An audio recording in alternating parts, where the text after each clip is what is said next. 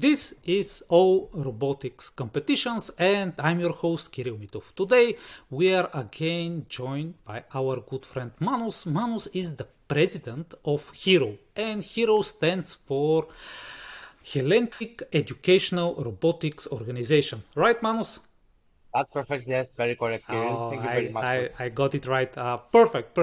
Now, last time we discussed the way you are doing a robotics organization, and it's quite interesting. It's close to the way the Olympics are run, which means there are many categories, around 15, 16 categories, and the robots compete in these categories, and you don't set clear boundaries for what is the set that you are using and the way the robot should be built and programmed, but it's more open competition. And in the same time we only could talk about football, and football was one, and the marathon. So we looked at two of the categories, and for today we wanted to again move over 2-3 of the rest of the categories. Again, thanks for joining, Manos. And what are we going to discuss today? Thank you very much, first of all, Kiril, for the invitation one more and the hosting. That's a perfect experience. I think that for today we can discuss some even more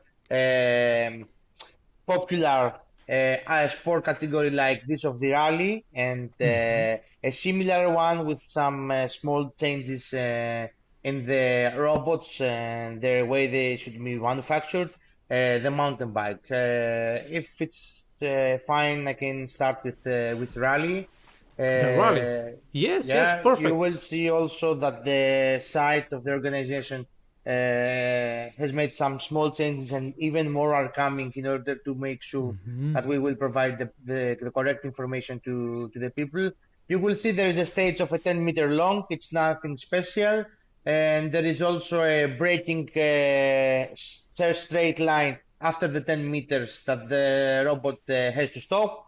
Normally the categories of the rally and also for the mountain bikes, and I will not even discuss about the categories, the age categories, because they are the same in all sports, are the 10 to 12 and 13 to 18.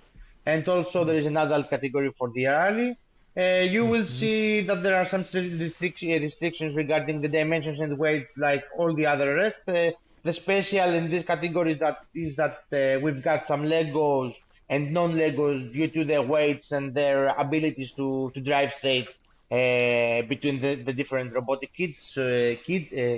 So normally you will see differences also in Lego and non-Lego. Generally, this is the rally competition that we are asking to cover the distance of the 10 meter as fast as possible, and also brake inside the 5 meters of the braking straight line we've got after the end. In the same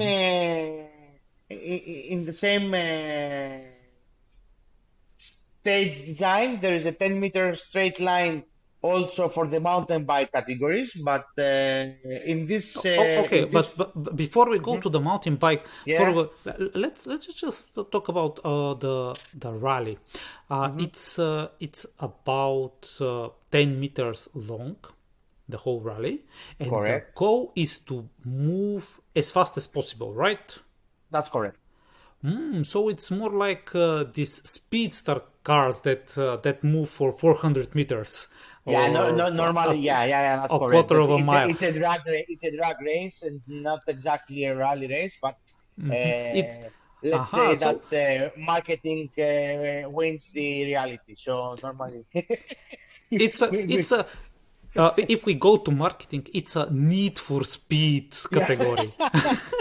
If we are going for the marketing, we can go with Fast and Furious for the same category, or Fast and Robot. Now, it's not very Olympic in the sense of Olympiad, but it's good marketing. So rally, and we have the 3 categories. So you can be below 12 years old. If you are about 10 to 12 years old, you can participate, and there is a category for 13 to 18, I saw, 18, and adults.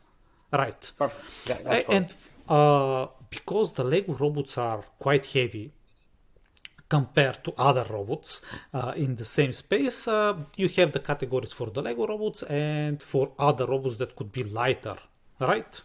That's correct. Everything it's correct said. So yeah. How do students accomplish this?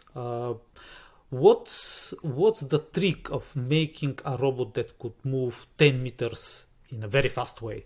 Normally, also in most sports category, but especially in this that has to do with the speed, the way to win is to have a the lightest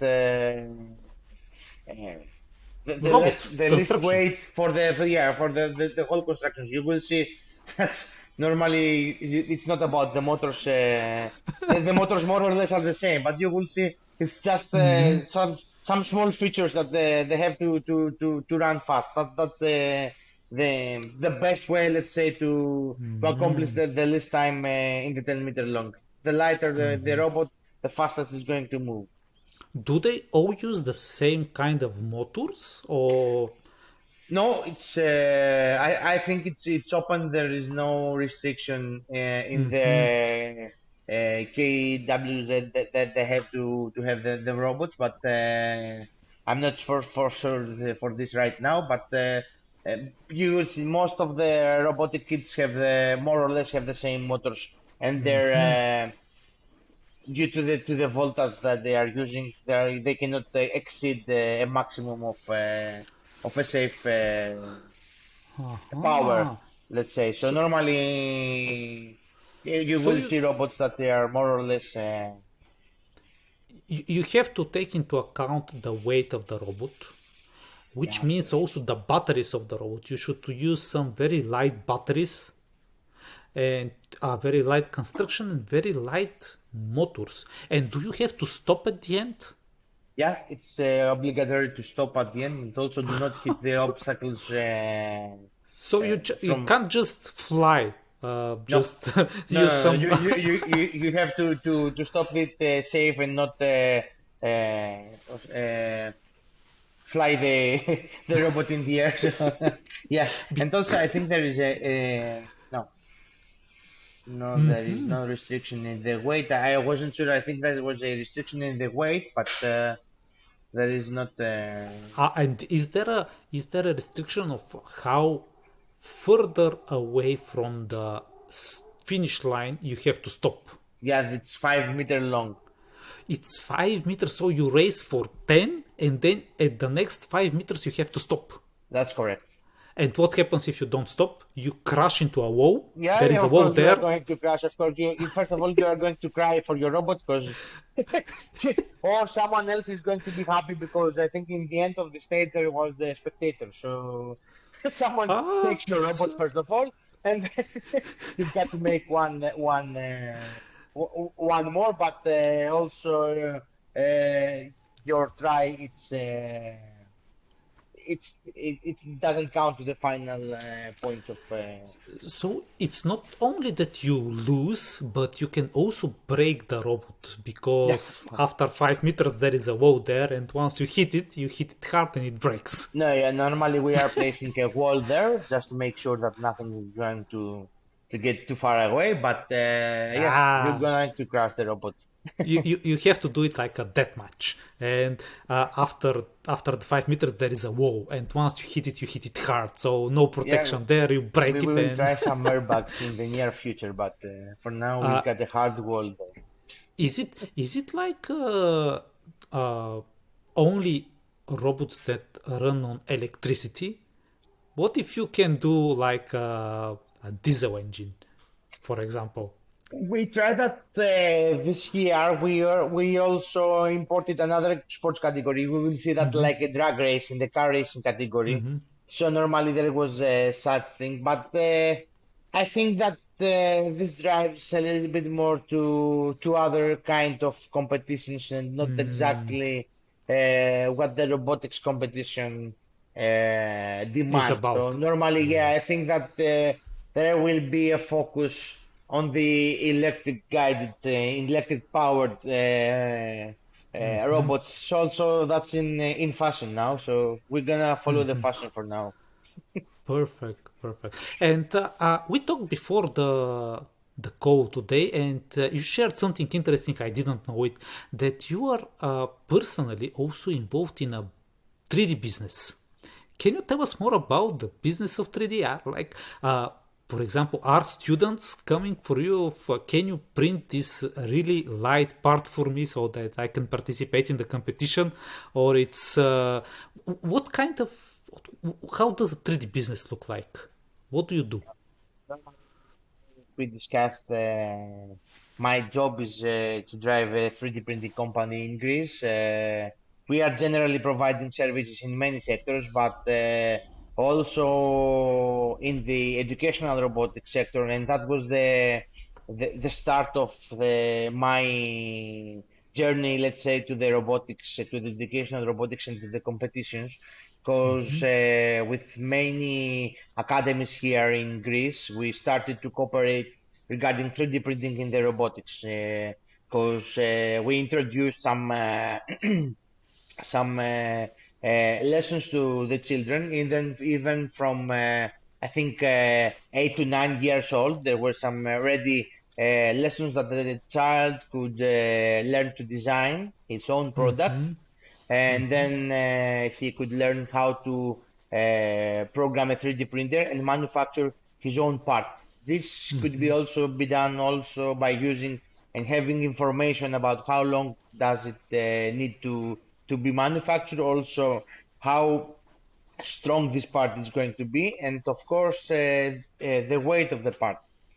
So in this way, 3D printing gives you the opportunity to design whatever you've got in your mind regarding the complexity of the geometry of your robot. You can also, before printing, have the information of how heavy this robot is going to be, and you will know that if something needs to be optimized regarding the weight and re-engineered and redesigned in order to be manufactured, and generally gives the people that using 3D printing in the robotics, the educational robotics, the ability to free their mind and think out of the box regarding what robotics is and what are the abilities of the mechanism and generally the engineering thing behind the robotics, because it's not only programming, it's not only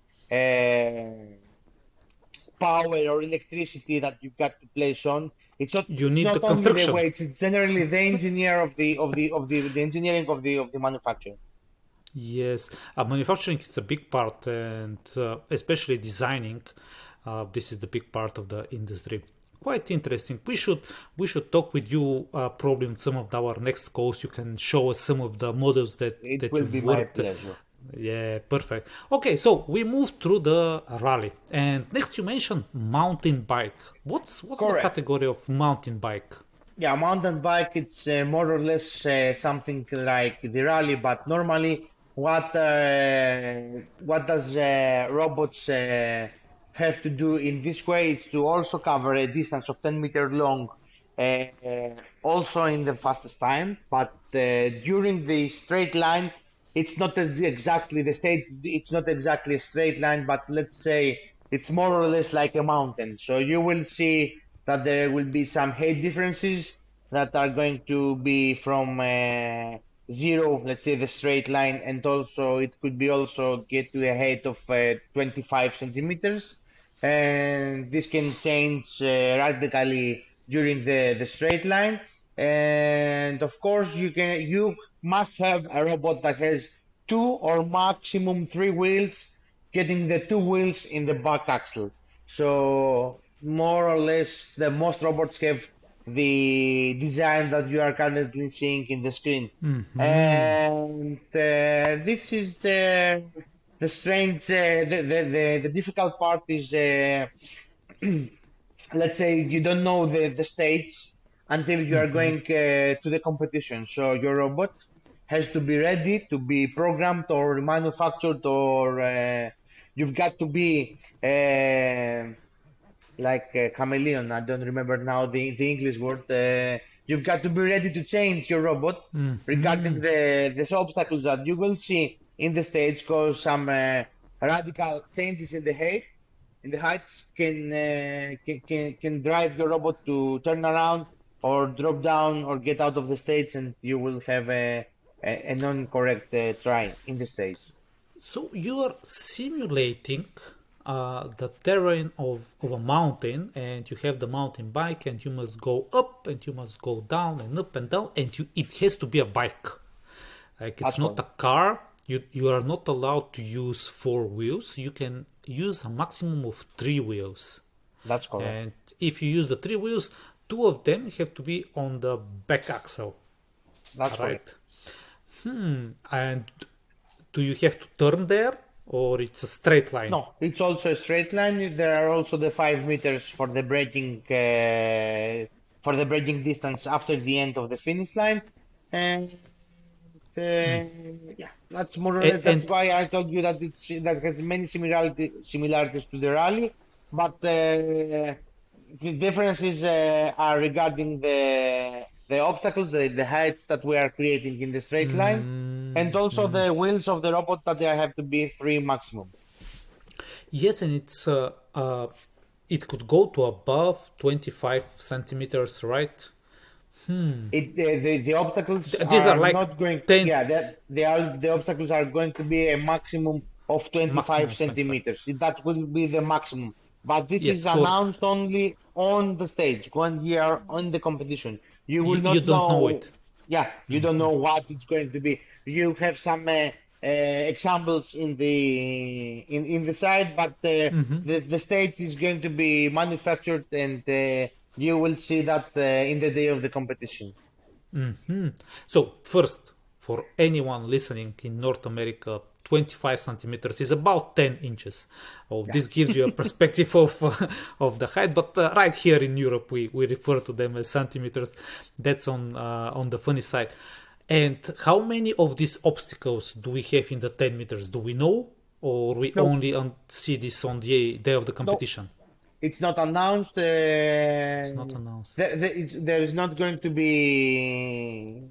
Uh, we are not going to announce if they are going to be two or three or even the whole straight line. And are there interesting cases where the robots they fail, or they can't jump, or probably they It fly over? Like, I no. can imagine if you are very fast and you can fly over this. No, normally we didn't have some flyovers in this competition. It was the first time that we introduced this sport, and most of the people, most of the children and the teams, they play that safe, and that was also for us. We did that safe. You will see that the stage has only two differences in the heights and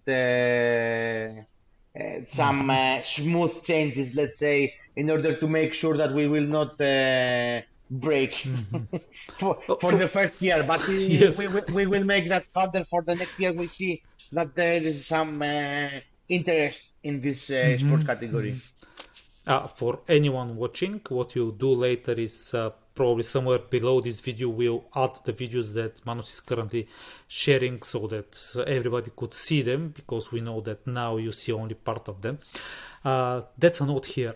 Okay, and I saw only Lego robots here. Were there any robots that were not Lego on this category? Uh, I think that we didn't see any non-Legos, but I can't remember none right now.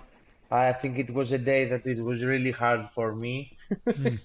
But I think that most of them they were Lego made. I'm not sure, because you will see, but there were many teams in categories like we say that okay, you can use either Lego or not Legos.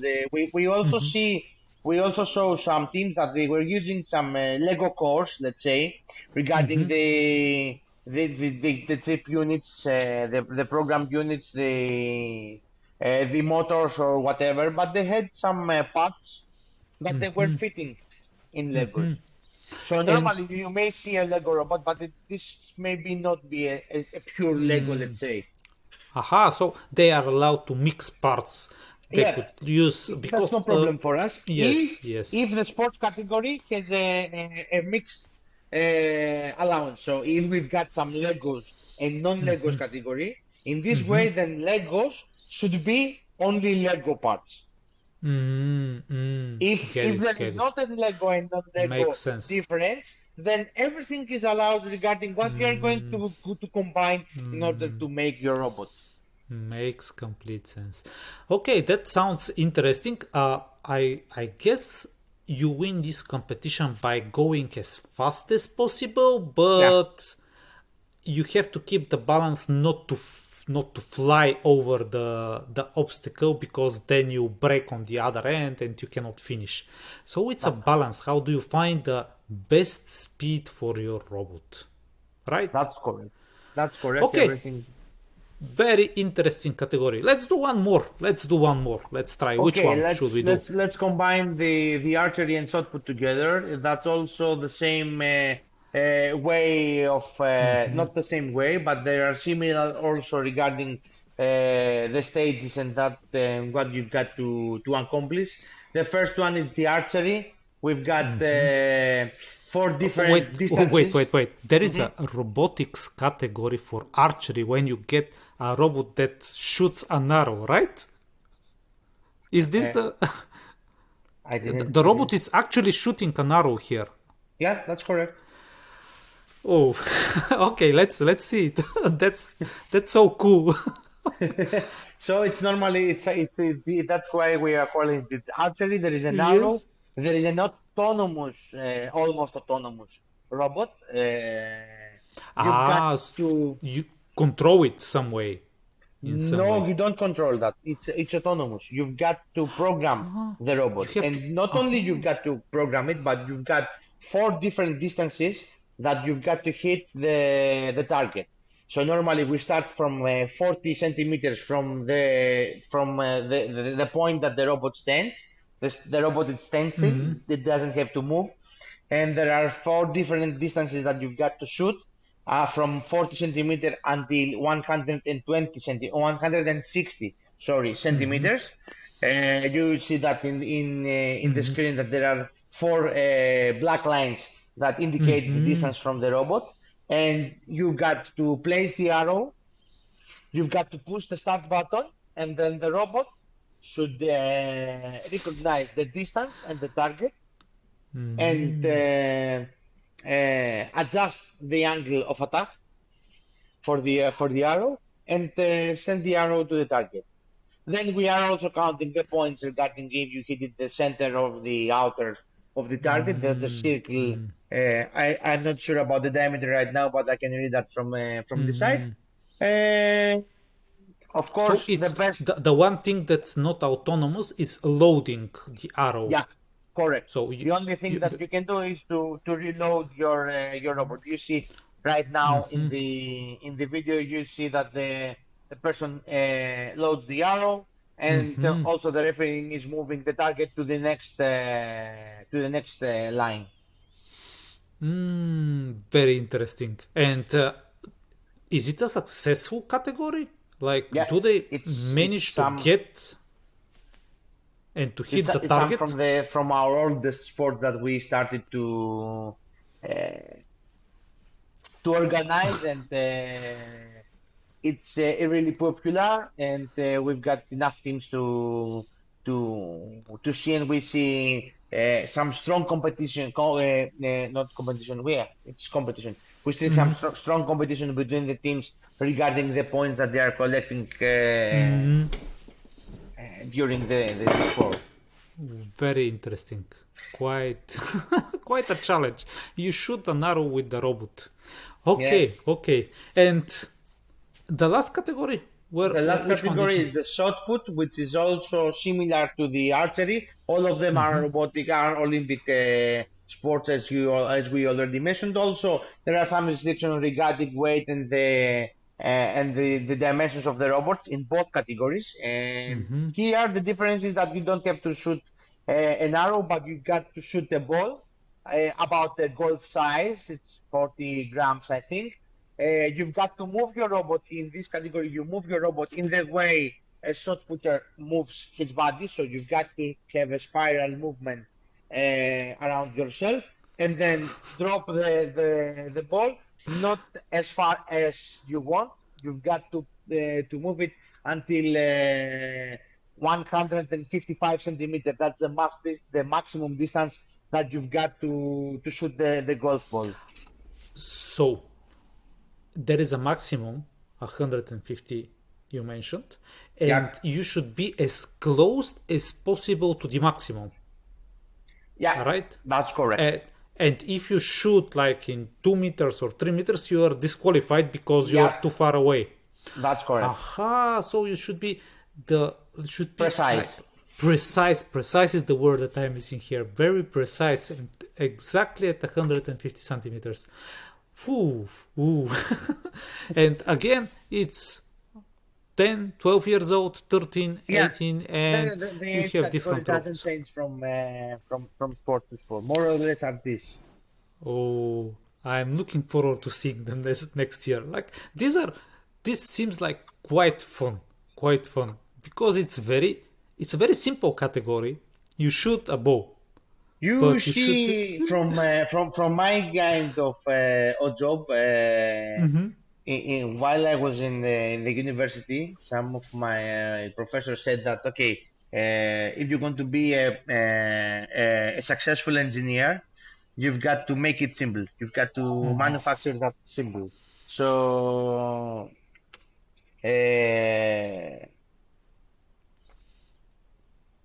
very it's interesting. simple, Yes, but it's not so simple as you can imagine. It's not so simple.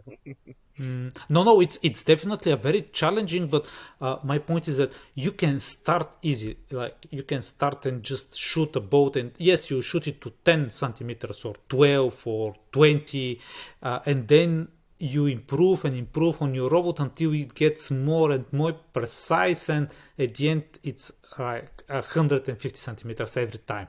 So it's a simple category with simple rules, because we have other robotics competitions where sometimes the rule gets it gets complicated. Not that it's bad, it's just complicated, and you have many questions about the rules. How exactly should you approach this mission and that mission? But here it's shoot the ball 150 centimeters. That's it. Time and test it. It's simple, but okay, normally what we wanted to see, and we already discussed, and I would like to finish that in this way, is that we want to free our mind. We want to see how far and how